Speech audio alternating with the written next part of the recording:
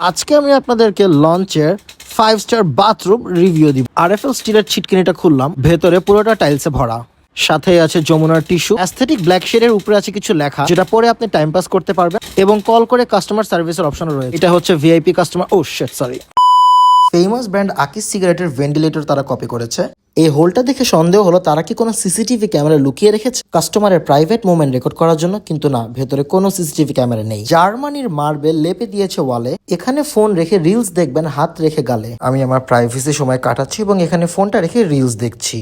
নিচে রয়েছে একটি কানাডিয়ান বদনা, উপরে আছে একটা কল এবং অ্যান্টার্কটিকার তৈরি জেট স্প্রে। স্পেসটা খুবই ছোট, তবে বন্ধুর বাসায় এরকম ওয়াশরুমে আমরা 5 জন ফ্রেন্ড একসাথে ঢুকেছিলাম। আর এক চোখ বন্ধ করে দেখলে আপনি এখানে লিওনার্দো ডিক্যাপ্রিওকে দেখতে পারবেন। বাইরে আছে একটা বেসিন, পাশে ডাবের চাকা পল সাবান। তারা মিররে কিন্তু অনেক কাজ করেছে। এখানে দেখতে পাচ্ছেন খুবই সুন্দর অ্যাস্থেটিক কিছু ডিজাইন এবং শেপ আছে। কমেন্টে জানাবেন আউট অফ 10 বরিশালের এই বাথরুমটাকে আপনারা কত দিবেন।